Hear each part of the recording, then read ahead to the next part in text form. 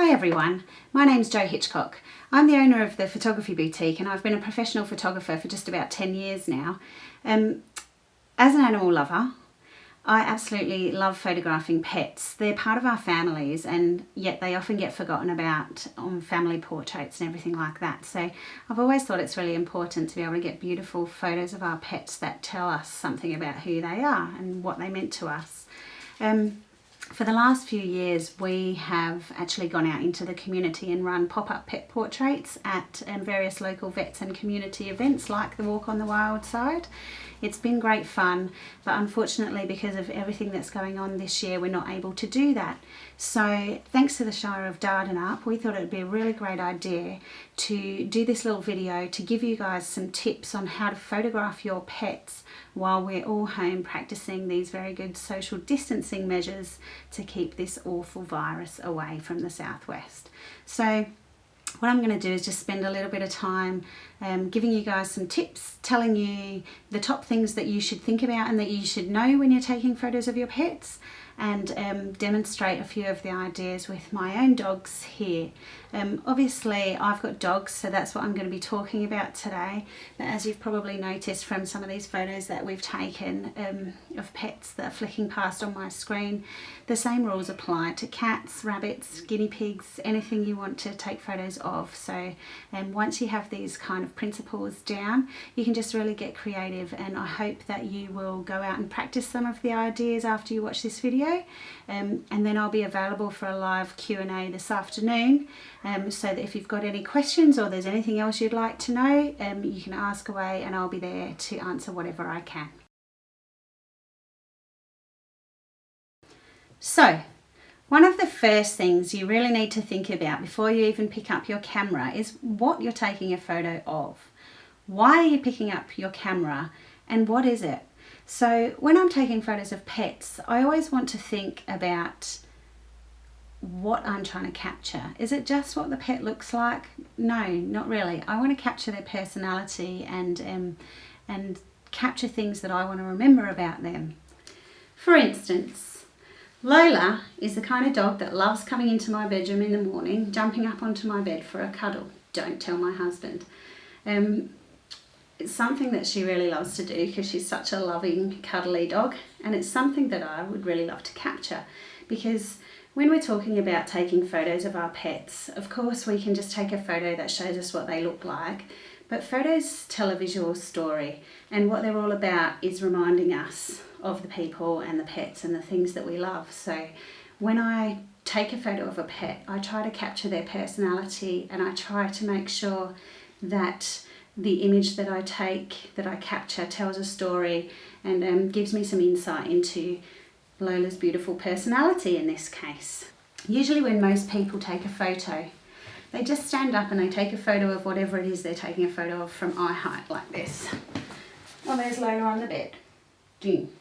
Well, that's okay, and in this case that probably would be a pretty cute photo because she is upside down and spreckled.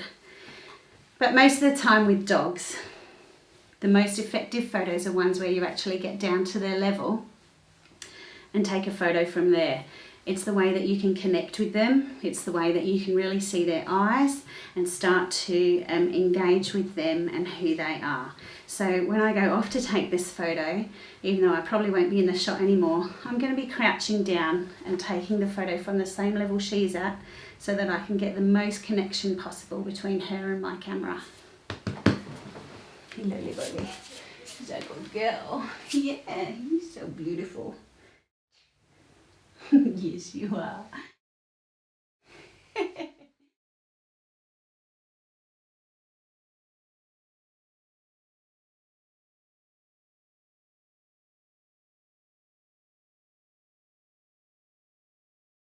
Case. So we're sitting on the bed here. We've got this beautiful big window to the right hand side of us, which you can't see, and which is giving us lots of light. So it gives us the best possible chance. Even though she's going to be lying on the bed, she's pretty relaxed and she's not really moving.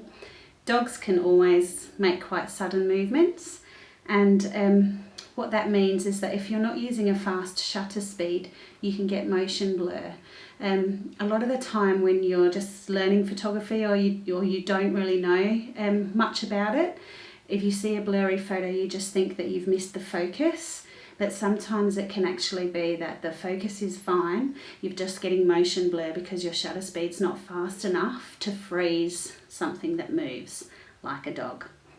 So if we're sitting here next to the window, we've got the most possible light coming into this room, which means that even in auto mode or even on our iPhones, we're giving ourselves the best chance of being able to freeze any movement that she makes. Your camera is just a box though, it doesn't know what it's taking a photo of. So if you do have a camera that has even preset settings, if you're taking photos of your dog, just put it in sports mode. And what that basically does is tell your camera that you're taking a photo of something that's moving fast, and even in auto, it will always choose a faster shutter speed and get rid of that motion blur problem for you. Okay, with your iPhone, of course, or Android, whatever kind of phone you've got, usually the native camera apps don't have too many controls, but if you do want to be able to manually change and use faster shutter speeds so that you can do more with those phone cameras, you can download apps like the VSCO app, and that actually helps to give you more control so that you can start to do things like that too.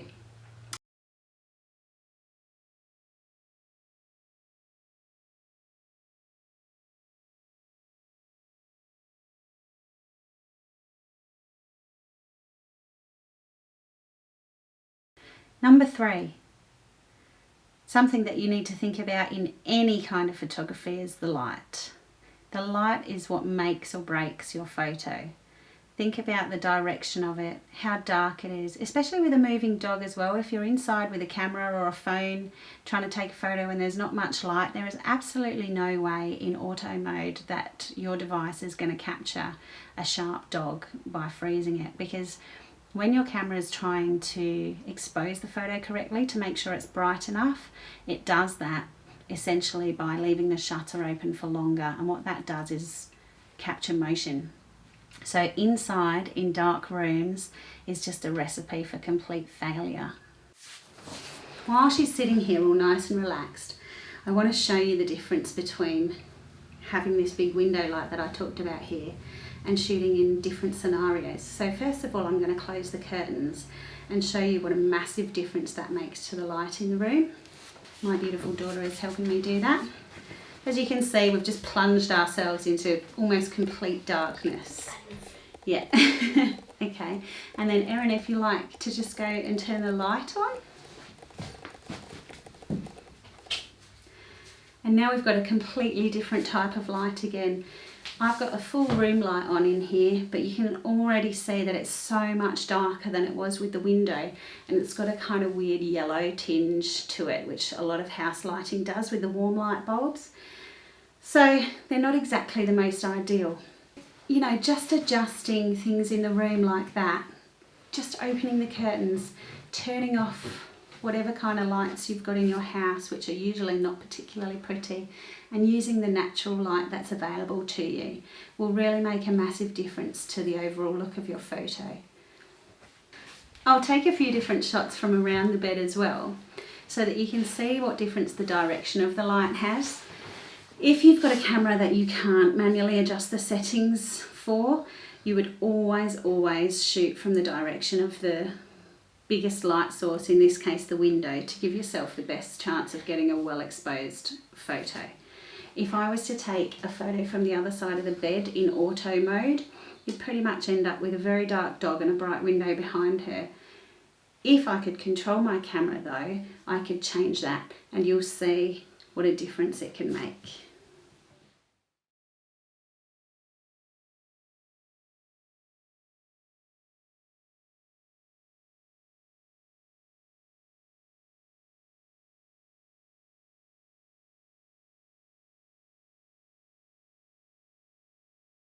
Don't try and make them do something that they don't want to do. They're dogs. If we take photos of them, get photos of them doing something that they love. Then they're just going to have a great old time, and you're going to get some fantastic photos as well. Don't try and make them. A lot of the time when people come to shoots at my studio, or they talk about bringing their dogs in, they say they'd love to, but their pet won't sit still like all the other pets do, like these. And it always makes me laugh, because if you've ever been to one of my pop-up pet portraits, you would know that 99% of these dogs don't sit still for more than a second. I've just got tricks and things up my sleeve, and I'm super fast so that I capture that moment. Use treats if they love treats, but if you're at home and they always have a certain type of schmacko, don't try using that. It's not going to cut it. Use something of super high value, maybe like cut up some cheese, or just something that they really love and go mad for if you want them to sit and pose for a photo, and just hold it above. But obviously when they do what you want, make sure you do reward them each time, otherwise they're going to get bored of it pretty quickly. With my dog Indy, who's outside, and we've done some action shots with him. Yeah, he likes treats, but actually he really loves a ball. So all I need to do with him is put a ball at the top of my camera, and I can get him to look straight at me for as long as I want him to. So it's about knowing your pet and knowing your animal, and knowing the things about them that are going to help you to succeed in getting the shot that you want. Now, when it comes to my other dog Indy, there is absolutely no way I would take photos of him on my bed. He's a well-trained dog. We had him before we had kids. And he just wouldn't even get up there because he knows he's not allowed on the furniture. So if I was to take photos of him on my bed, it just wouldn't tell me anything about who he is or his personality, and it's just not something I would do. When Lola comes in for a cuddle in the mornings, Indy's pretty much sitting out in the yard with something like this, barking at us, waiting for us to come and play with him. So that's what I want to get him doing when I'm taking photos of him. Now, when we're outside taking photos, the first thing I want to look at is where the light is.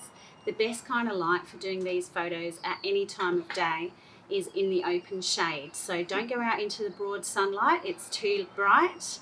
Try not to go under a tree where the light is really dappled, because you'll just end up with bright light spots in places that you don't want them. Just find a nice big area of shade, get to playing. Make sure you're choosing a super fast shutter speed, because you're going to be photographing a dog that's being very active, and have some fun.